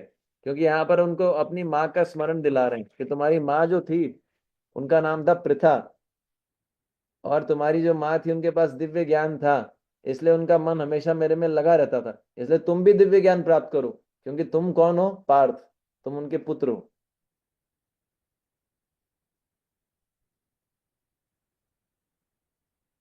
अब अगले श्लोक पे चर्चा करेंगे, 4.34।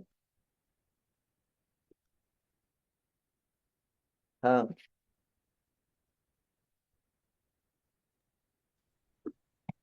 जी हमने अभी 14th टाइप ऑफ यज्ञ जाना ना, द्रव्यमय यज्ञ 13 से अलग है ना?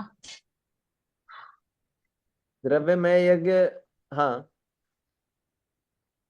द्रव्यमय यज्ञ इसको बोल सकते हैं कि अब जितने प्रकार के हमने चर्चा की, ऐसा नहीं कि बिल्कुल अलग है। जैसे हमने जब चर्चा किया था ना ब्रह्मणा हुतम, ठीक है ना, तो ये जो है एक प्रकार का यज्ञ बताया गया है, ठीक है ना, द्रव्यमय यज्ञ। द्रव्यमय यज्ञ का अर्थ है कि इसमें कुंड होना चाहिए, हवन की सामग्री, मोटा मोटा इन जनरल, है ना, कुंड होना चाहिए हवन की सामग्री।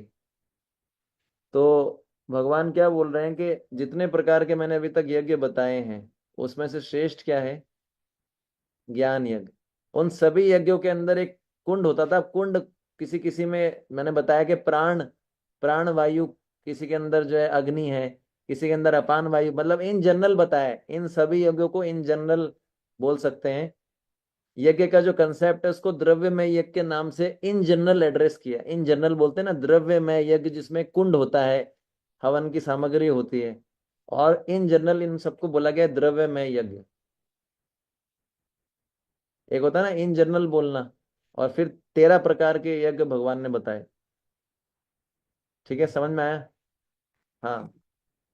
मतलब प्रभु जी 13 टाइप्स को हम स्वाध्याय और ज्ञान यज्ञ को ज्ञान यज्ञ में रख सकते हैं और बाकी को द्रव्यमय यज्ञ में। हाँ, मतलब एक्चुअली देखा जाए तो जैसे बोल सकते हैं कि जब द्रव्य में यज्ञ, अब यहाँ पर स्पेसिफिकली भगवान जो है, अगर हम इसको स्पेसिफिक पॉइंट के लिए लेते हैं तो द्रव्य में यज्ञ का अर्थ क्या हुआ? जैसे मैंने बताया, बहुत सारी वस्तु की आवश्यकता पड़ती है, धन संपत्ति की आवश्यकता पड़ती है, पर जितने प्रकार के यज्ञ हैं उस सब में कुंड होना चाहिए, कुंड, हवन सामग्री होनी चाहिए, और अग्नि। ठीक है ना? हाँ, तो हम मोटा मोटा बोल सकते हैं ज्ञान यज्ञ जो एक तरीके से अलग हो गया, और बाकी सारे यज्ञ जो है अलग हो गए, ऐसा मान सकते हैं।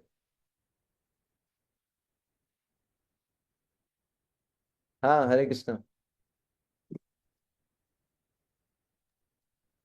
हरे कृष्णा प्रभु श्री प्रणाम। प्रभु हाँ, श्री वो जो आपने अभी बताया था ज्ञान का अंतिम रिजल्ट क्या है, आप क्या बता रहे थे, वो पॉइंट छूट गया मेरी। सभी प्रकार के कर्मों का अंतिम रिजल्ट, कल्याणकारी जो भी कार्य करते हैं उसका अंतिम रिजल्ट क्या है? ज्ञान। जैसे ध्रुव महाराज ने जो भी तपस्या रूपी कर्म किए, उससे उनका अंतिम रिजल्ट क्या प्राप्त हुआ? भगवान का भगवान। दिव्य ज्ञान। जैसे इसको और दूसरे उदाहरण से समझ सकते हैं। यहाँ थोड़ा डिस्टरबेंस आ रहा है, 1 मिनट के लिए। आपको सुनाई दे रहा है कुछ? हाँ, सुनाई दे रहा है।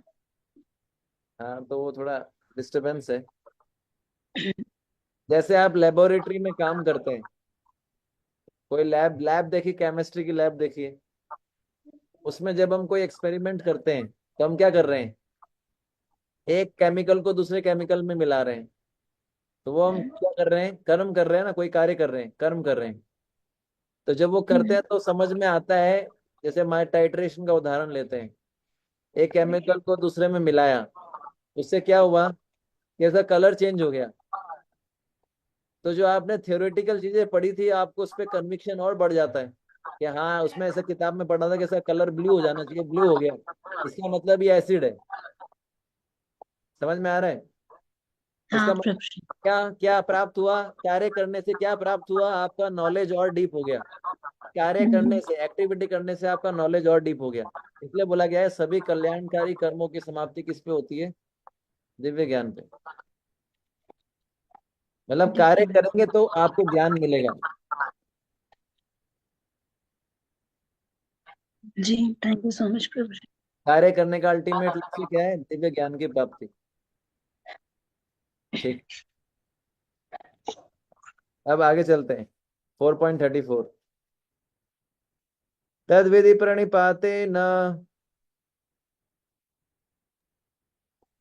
तत्विधि प्रणिपातेन परिप्रश्न परि परिप्रश्नेन सेवया उपदेक्ष्यन्ति ते ज्ञानम् उपदिश्यते ज्ञानं ज्ञानिनस्तत्त्वदर्शिनः। ज्ञानिनां तत्त्वदर्शिनां।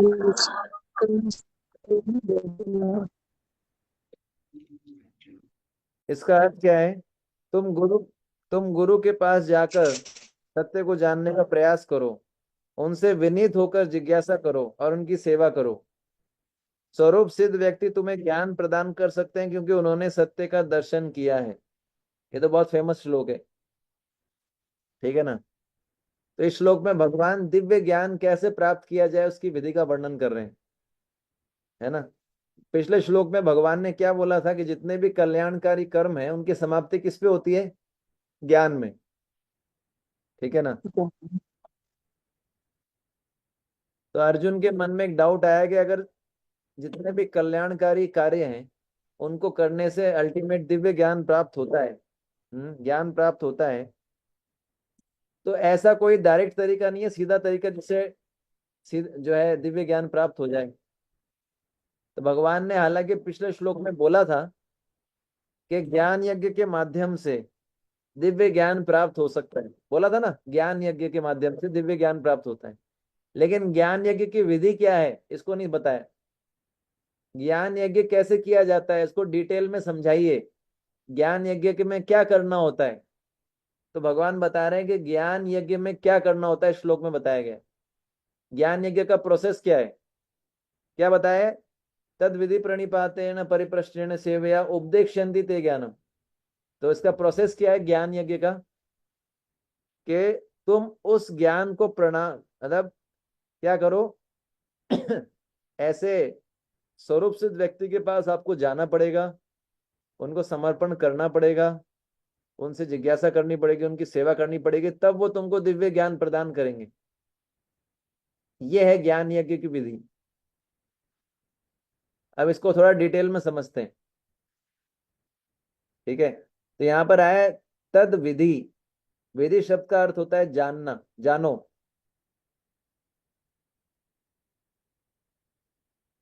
तो भगवान बोल रहे हैं जानो। विधि शब्द का अर्थ क्या है? जानो।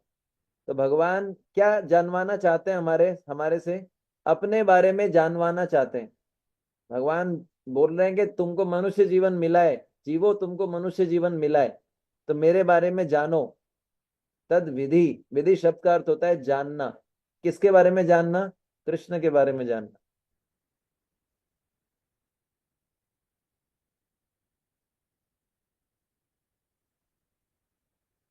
और इसको जानने का तरीका क्या है? गुरु परंपरा में सुनना पड़ेगा। भगवान के बारे में जानना है तो गुरु परंपरा में सुनना पड़ेगा, अपने मन मर्जी नहीं जान सकते, ठीक है? तो इसको मैंने बताया, इस ज्ञान को जानने के लिए क्या करना पड़ेगा? भगवान यहाँ पर शब्द यूज कर रहे हैं जानना, विधि, लेकिन इस ज्ञान को सुनना पड़ता है। इस ज्ञान को जानने के लिए क्या करना पड़ता है? सुनना पड़ता है। सुनो, इसलिए आप गीता में कई जगह भगवान शब्द यूज करते हैं सुनो।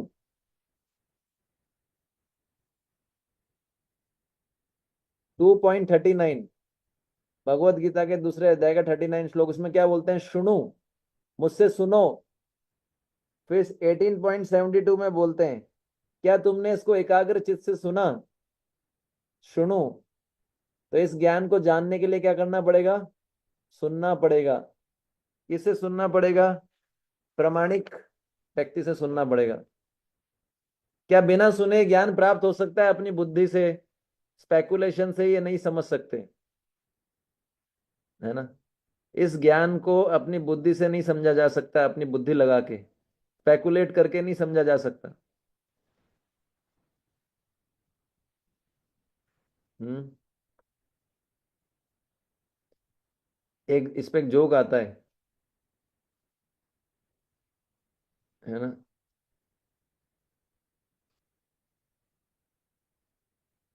जैसे आपने वो स्टोरी भी सुनी होगी ना, जब हम बताते हैं ना कि शब्द प्रमाण, है ना? बताते हैं ना, सुना है ना? प्रत्यक्ष, प्रत्यक्ष प्रमाण, शब्द प्रमाण। तो आपने वो स्टोरी सुनी होगी कि ना कुछ अंधे लोग थे और वो हाथी को पकड़ रहे थे, हाथी को स्पर्श किया। किसी ने बताया हाथी कैसा है? जिस व्यक्ति ने हाथी के पैर को स्पर्श किया, हाथी खंबे की तरह होता है। उन्होंने कभी हाथी देखा नहीं था। किसी व्यक्ति ने हाथी की जो है बोल सकते हैं कि पेट को स्पर्श किया, बोले हाथी तो दीवार की तरह होता है। किसी व्यक्ति ने जो है हाथी के दांत को स्पर्श किया, बोले हाथी तो भाले की तरह होता है। तो सब जो है वो अपनी अपनी जगह पे ठीक थे, लेकिन उनको पूर्ण ज्ञान कब प्राप्त हुआ? जब एक व्यक्ति जिसने सुना था हाथी के बारे में, जो देख सकता है, एक व्यक्ति जिसने हाथी को देखा, उसने जब उनको सुनाया, उनको बोला कि भाई हाथी जो है उसका बड़ा पेट होता है, उसके 4 पैर होते हैं, तब उन अंधे लोगों को समझ में आया ना कि भाई हाथी कैसा होता है। अगर वो अंधे लोग सुनते नहीं तो उनको समझ में आता कभी कि हाथी कैसा होता है? तो उनको कैसे समझ में आया? सुन के। अगर वो अपना दिमाग लगाते तो कभी नहीं समझ पाते। ऐसे ही आध्यात्मिक ज्ञान जो है वो सुन के समझा जाता है। हम अपनी बुद्धि से उसको ज्यादा नहीं समझ सकते। तो यहाँ पर शब्द आया है प्रणिपातेन, प्राणिपातेन, है ना? प्रणिपात। तो प्रणिपात का अर्थ होता है प्र, और फिर जो है निपात, प्रकृष्ट रूपेण। प्रणिपातेन का अर्थ क्या है? प्रणिपात, प्रकृष्ट रूपेण। प्र शब्द प्रत्यय लगा है, प्र उपसर्ग, उपसर्ग का अर्थ क्या होता है? प्रकृष्ट रूपेण, अच्छी प्रकार से। और निपात का अर्थ है नीचे की ओर गिरना, अच्छी प्रकार से नीचे की ओर गिरना, उसको बोला गया प्रणिपात। यानी अगर हमको कृष्ण के विषय में ज्ञान प्राप्त करना है तो हमको अपनी गिरी हुई स्थिति को स्वीकार करना चाहिए।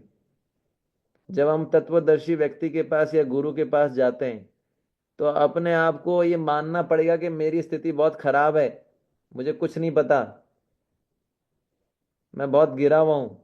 और ये मानना पड़ेगा कि जो गुरु हैं या जो तत्वदर्शी व्यक्ति हैं, ये इनकी स्थिति बहुत उच्च है, तभी तो उनसे ज्ञान ले पाएंगे। अगर हम ये मानेंगे ही नहीं कि मैं फॉलन हूं, हम बोल देते हैं कि वी आर फॉलन, लेकिन हम मानते नहीं हम फॉलन है। अगर हम इसको मान ले कि हम फॉलन है तो ऑटोमेटिकली विनम्रता आएगी, है ना। तो हम क्या है कि जब तक अपनी गिरी हुई स्थिति को समझ, उसको जो है मानेंगे नहीं और गुरु की ऊंची स्थिति को समझेंगे नहीं, तब तक ज्ञान नहीं प्राप्त कर सकते। क्योंकि ज्ञान ऊपर से नीचे की ओर आता है। अगर आप मानोगे मुझे, अगर हम मानेंगे कि हमको सब कुछ आता है, जिसको कुछ नहीं आता वही बोलता है मुझे सब कुछ आता है, जिसको सब कुछ आता है वो वही बोलता है मुझे कुछ नहीं आता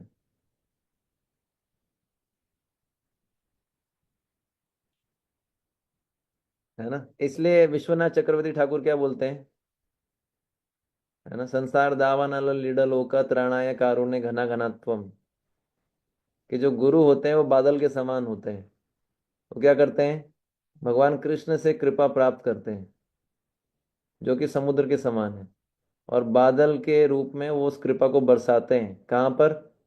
दावानल, इस संसार में आग लगी है तीन तापों की, तो उस आग को कैसे शांत करते हैं? दिव्य ज्ञान के द्वारा। हम्म जैसे जो बादल होते हैं वो ऊंचाई से वर्षा करते हैं, वैसे ही कृष्ण चक्रवर्ती ठाकुर बताते हैं कि हमको गुरु को ऊंची स्थिति में देखना चाहिए, स्वयं को नीचे के धरातल पर रखकर ज्ञान की वर्षा को प्राप्त करना चाहिए उनसे। लेकिन कई बार क्या होता है, हम सोचते हैं अरे इनको क्या पता है, हम इनसे अच्छा लेक्चर दे लेते हैं। हम तो ऑनलाइन बहुत सारे स्पीकर्स को सुनते हैं। तो यहाँ पर क्या है, हमारी मिस्टेक होती है, क्योंकि हो सकता है उनको ज़्यादा इन्फॉर्मेशन ना हो, पर उनका एक्सपीरियंस जो है वो हमको नहीं है। मेन चीज जानकारी नहीं है, मेन चीज है एक्सपीरियंस। कृष्णा कॉन्शियसनेस में ज्यादा इंपॉर्टेंट ये नहीं कि हमको कितना पता है, ज्यादा इंपॉर्टेंट ये कि मेरे को कितना एक्सपीरियंस है। मतलब कितना मैं जो है भक्ति का एक्सपीरियंस कर पाया हूँ। थ्योरेटिकल नॉलेज से ज्यादा कितना प्रैक्टिकल नॉलेज है, मतलब कितना एक्सपीरियंस किया, कितना रियलाइजेशन किया मैंने, ये ज्यादा इंपॉर्टेंट है।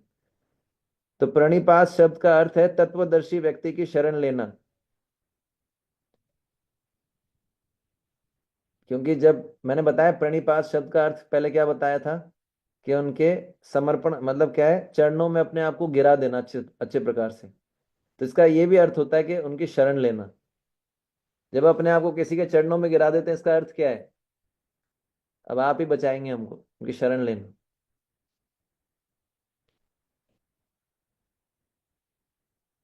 ठीक है ना। तो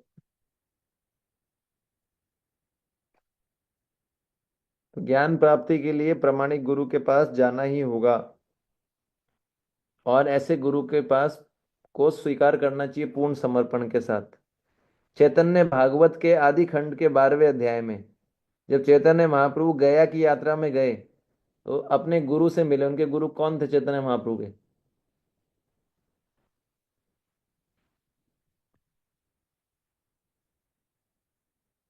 ईश्वरपुरी। हाँ, ईश्वरपुरी। ईश्वरपुरी या ईश्वरपुरी? पूरी। हाँ, ईश्वरपुरी। तो ईश्वरपुरी से जब मिले तो चैतन्य महाप्रभु ने क्या बोला कि हे गुरुदेव, मैंने अपना शरीर आपको समर्पित कर दिया है।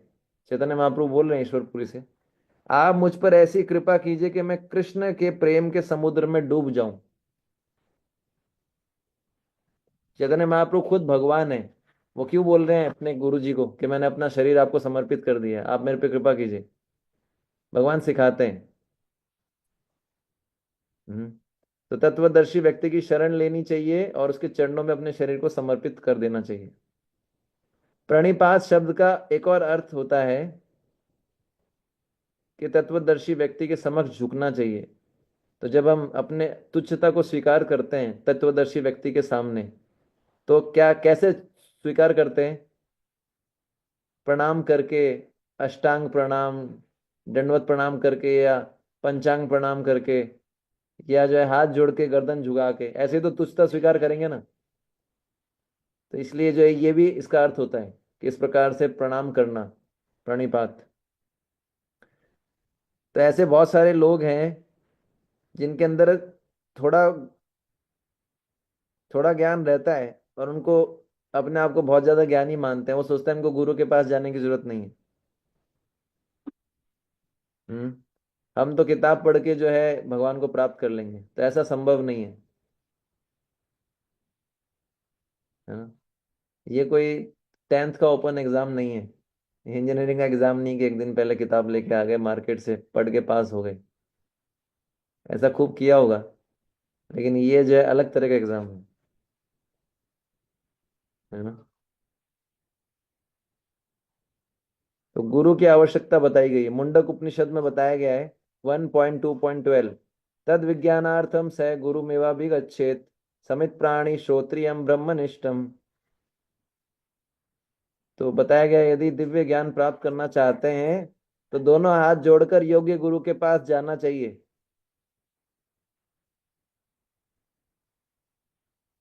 प्रभुपाद जी बोलते हैं।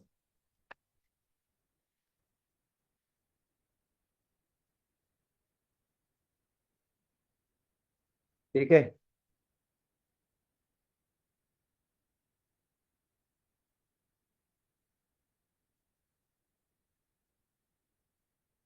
तो आज हम इतना ही चर्चा करेंगे, प्रणिपात तक हमने चर्चा किया। 9 बज चुका है।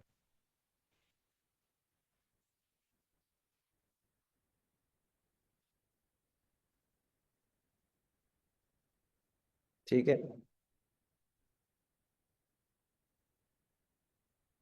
कोई प्रश्न तो होगा नहीं आपको? हरे कृष्ण प्रभु जी, मेरा प्रश्न है। हाँ माता। प्रभु जी, आप कुंभ के घुम आए क्या? हाँ। अब आपकी मन को शांति है? नहीं। क्यों प्रभु जी? आप बोले थे ना मेरे सारे मित्र गए और मैं थोड़ा सा सोच रहा हूँ क्यों नहीं जा पा रहा हूँ। कैसा था आपका यात्रा? यात्रा ठीक थी, लेकिन मन कभी शांत नहीं होता। हम मन, लोगों हम मन, लोगों के लिए थोड़ा सा प्रेयर किए थे आपने, प्रार्थना किए थे हम लोगों मैंने पे। मैंने आप लोगों के लिए डुबकी लगाई थी। तो हम लोगों को भी डुबकी लग गया। हाँ। ठीक है। तो अच्छा, अगली क्लास का जो है आपने बताया था कि मैं कल कंफर्म कर दूंगा। कल तो क्लास हो नहीं सकती, शाम को थोड़ा मुश्किल रहेगा। तो परसों का मैं प्लान करूंगा, आपको कल सुबह तक इंफॉर्मेशन मिल जाएगी कि कल शाम को क्लास है या परसों शाम को, क्योंकि इस वीक में क्लास मिस हो गई थी।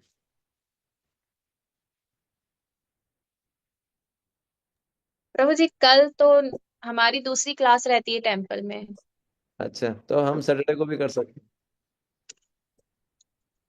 हाँ, सैटरडे को कर लीजिए।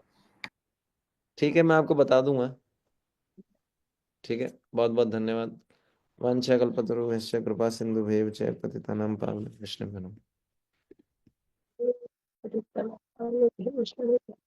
हरे कृष्ण प्रभु जी, पंचांग प्रणाम।